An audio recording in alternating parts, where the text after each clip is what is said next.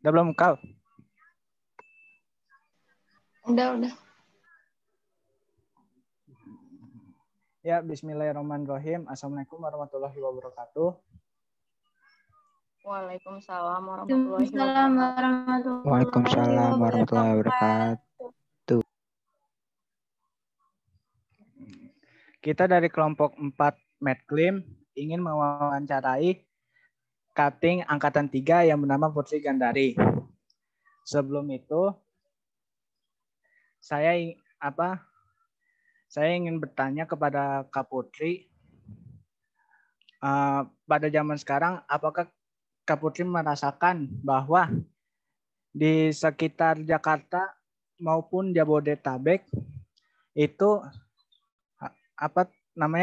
cuacanya sangat panas atau dingin?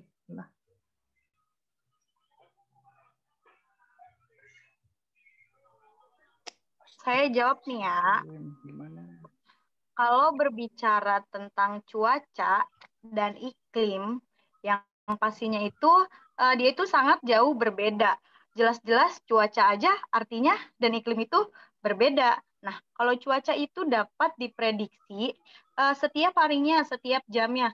Namun berbeda sekali dengan iklim nih. Kalau iklim itu artinya apa? Keadaan cuaca rata-rata pada suatu daerah yang luas dalam waktu yang relatif lama. Kenapa Kak begitu? Kok waktunya relatif lama? Nah, perubahan itu dia itu dapat diartikan secara klimatik loh. Jadi dari unsur iklimnya itu ada parameternya. Apa parameternya? Itu ada suhu udara, curah hujan. Iklim itu periode waktunya dasawarsa. Yang saya ketahui dasawarsa itu apa? Kalian tahu gak sih dasa? Dasa itu 10. Bahkan iklim itu terjadi itu dalam periode waktu itu 10 tahun sekali, bahkan hingga jutaan tahun sekali. Nah, perubahan iklim ini diawali terjadinya apa? Ayo, kalian pasti tahu yang saat ini di Indonesia kita ini sedang mengalami apa? Mengalami pemanasan global. Kalian tahu gak sih pemanasan global itu apa? Pada tahu gak sebelumnya pemanasan global itu apa? Nah, kalau kalian nggak tahu, aku mau ngejelasin nih, setahu aku aja. Gitu. Pemanasan global itu kondisi di mana terjadinya peningkatan konsentrasi gas rumah kaca yang diantaranya terdiri dari apa?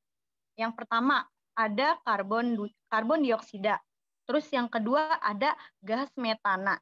Yang ketiga itu ada nitrogen. Nah, sehingga membuat konsentrasi gas rumah kaca ini di atmosfer ini semakin meningkat. Nah, peningkatan gas rumah kaca ini disebabkan oleh banyak hal-halnya nih. Tadi kan ada karbon dioksida, metana, dan nitrogen nih. Apa aja sih yang menyebabkan peningkatan gas rumah kaca ini? Nah, yang pertama itu pembakaran bahan bakar fosil kendaraan bermotor. Nah, itu akan menghasilkan apa asapnya? Asapnya itu akan menghasilkan gas karbon dioksida. Terus penggundulan hutan. Kenapa sih penggundulan hutan ini dapat merupakan salah satu peningkatan gas rumah kaca juga? Kenapa kalau hutannya digundulin, pasti kan kita akan kekurangan oksigen. Nah, oksigen itu kita butuhkan setiap hari. Lalu setiap hari kita misalkan terjadinya pembakaran bahan bakar fosil nih. Misalkan kalian menggunakan sepeda motor dari ke kampus aja nih, dari rumah ke kampus aja kalian udah termasuk apa tuh? Termasuk dari peningkatan gas rumah kaca ini. Terus apalagi nih, penggunaan tata lahan dan kegiatan pertanian itu juga menyebabkan salah satu penyebab dari peningkatan efek gas rumah kaca. Nah, yang sering didengar ini apa nih? Penggunaan aerosol. Pasti kalau penggunaan aerosol ini kalian tahu gak sih aerosol itu apa? Yang sering kalian pakai setiap hari. Misalkan deodoran. Itu ada zat aerosolnya itu. Terus juga apa? Pengharum ruangan. Itu termasuk dari apa? Peningkatan dari gas rumah kaca. Itu aja sih kalau yang diketahui dari iklim nih. Kenapa iklim itu sangat menyambung banget nih sama apa sih gas rumah kaca itu? pemanasan global. Itu salah satu penyebabnya dari perubahan iklim, yaitu pemanasan global. Saya kira itu aja kalau dari terkait dari apa itu perubahan iklim. Tadi Kak Putri bilang bahwa dalam bidang pertanian itu dapat mempengaruhi pemanasan global kan? Oh Nah, iya. itu disebabkan gara-gara apa? Disebabkan kenapa bisa bidang pertanian menyebabkan pemanasan global? Apakah dari Oh, alat jadi kan tadi seperti traktor, seperti gitu, atau jadi apa? gini, dalam kegiatan pertanian itu kan dia nih zaman sekarang ini kan udah canggih. Gak mungkin bukan gak mungkin, tapi jarang sekali kan yang memakai kerbau. Nah, kebanyakan para petani dan peternak itu menggunakan alat yang sudah canggih. Misalkan apa? Untuk membajak sawah aja dia udah tidak memerlukan kerbau lagi. Nah, ketika dia membajak sawah, pasti dia membutuhkan bahan bakar. Bahan bakarnya apa? Macam-macam. Mungkin ada yang dari bensin, ada yang dari solar, ada yang dari apa. Nah, hal itu menyebabkan apa? Keluarnya asap. Asap dari dia ketika dia itu membajak sawah itu kan pasti menggunakan bahan bakar. Nah, bahan bakar itu akan mengeluarkan asap juga lah pastinya. Terus udara asap itu terbang ke udara. Nah, udara itu bisa menjadi apa? Karbon dioksida. Nah, kenapa kalau peternakan nih? Nah, peternakan itu kalian tahu peternakan sapi. Nah, yang paling sering banyak itu adalah peternakan sapi. Kenapa? Nah, dari sapi ini mengeluarkan kotoran. Nah, kotoran itu akan menghasilkan gas, namanya itu gas metana. Kalian bisa search di Google deh, kenapa sih gitu kalau peternakan itu bisa menyebabkan peningkatan gas rumah kaca, kayak gitu. Ayo, ada lagi yang ingin ditanya? Lalu dampak yang ditimbulkan dari perubahan iklim bagi kehidupan itu apa aja, Kak? Kalau ditanya dampak, pastinya banyak sekali. Kembali lagi tadi penyebabnya. Ketika ada penyebab, pasti ada dampaknya. Yang pastinya tadi kan apa tuh? Penggunaan aerosol kan? Ya gitu. Kalian tahu kan penggunaan aerosol? Ya berarti itu dia akan meningkatnya. Bentar, aku akan skrip aku. Ada meningkatnya suhu di berbagai daerah. Itu khusus yang buat tadi penggundulan hutan. Terus dia itu akan menyebabkan banjir dan tanah longsor juga. Terus juga meningkatnya penyebaran wabah penyakit. Kenapa bisa kayak gitu? Karena nih, ketika kita penggunaan tata lahannya tidak tertata dengan baik, itu tuh akan timbul berbagai macam penyakit.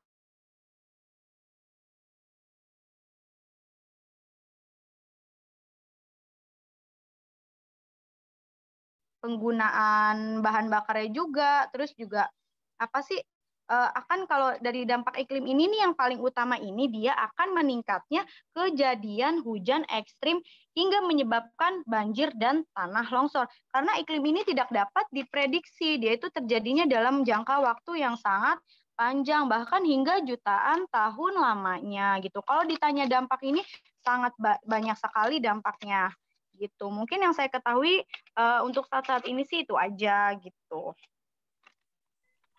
Nah, pertanyaan terakhir, bagaimana cara Kak Putri untuk mencegah pemanasan global ini? Untuk mencegah pemanasan global, tadi kita kembali juga ke penyebabnya. Tadi kan ada pembakaran bahan bakar fosil. Nah, ya, itu bagaimana sih upaya yang harus kita lakukan? Yang pertama itu dari pembakaran bahan fosil ini mulailah kita beralih ke kendaraan pribadi. Bisa kita menggunakan kendaraan umum, bersepeda maupun berjalan kaki. Kenapa kayak gitu, Kak? Gitu. Nah, itu tadi upaya kita mengurangi peningkatan pemanasan global yang terjadi pada bumi kita. Terus saat ini kalian tahu nih, pasti tahu banget. Sekarang ini kita sudah mengurangi plastik kan. Nah, itu kita dari situ aja kita udah upaya dari dalam diri kita sendiri nih mengurangi penggunaan plastik plastik belanja gitu. Kita dari rumah itu harus yang bisa didaur ulang, mungkin membawa tas belanja sendiri gitu. Terus juga membawa botol minum sendiri. Itu upaya yang diri kita lakukan saat ini aja. Terus juga menghemat penggunaan energi listrik di rumah. Terus juga hindari membakar sampah kan, karena kalau membakar sampah juga mengakibatkan polusi gitu, akan menimbulkan gas karbon dioksidanya juga. Terus kurangi penggunaan aerosol. Mungkin dari aerosol ini kenapa harus dikurangi? Kan saat ini kan kita harus instan ya. Mungkin bisa diganti misalkan dengan ketika kita ingin mengharum ruangan di rumah kita nih, bisa kita ganti boleh dari bunga lavender ataupun bunga kemuning yang lebih yang lebih signifikan, jadi tidak mengganggu polusi udara kayak gitu. Terus apalagi Kak, terus juga ini yang lebih penting sih, jadi kita harus memilah sampah. Kenapa sih kalau kita jalan-jalan ke Jakarta luar, mungkin di mall gitu, ada sampah yang berbeda-beda jenisnya, organik, non-organik maupun sampah medis atau apa. Kenapa harus kita seperti itu? Kalau menurut aku sih itu sangat bagus ya, dipisah kayak gitu. Soalnya kenapa? Kalau misalkan kita sampah organik dan non-organik itu bisa didaur ulang. Jadi kan kita tadi ada itu upayanya itu kan tidak membakar sampah. Otomatis kalau kita membuang sampah nih, kita akan ke TPS, tempat pembuangan sampah. Terus ada namanya TPSA, tempat pembuangan sampah akhir. Nah, dari tempat pembuangan sampah akhir itu pastinya nanti sampah kita itu akan dibakar. Sedangkan kalau kita berlebihan pembakarannya itu dapat mempengaruhi pemanasan global juga. Maka dari itu, dari dalam diri kita sekarang nih, mungkin pemerintah sudah berupaya memilah sampah organik, non-organik. Itu tujuannya itu biar bisa didaur ulang lagi gitu. Jadi nggak akan terbuang begitu aja gitu. Jadi kan untuk pembakaran sampahnya juga agak berkurang kayak gitu.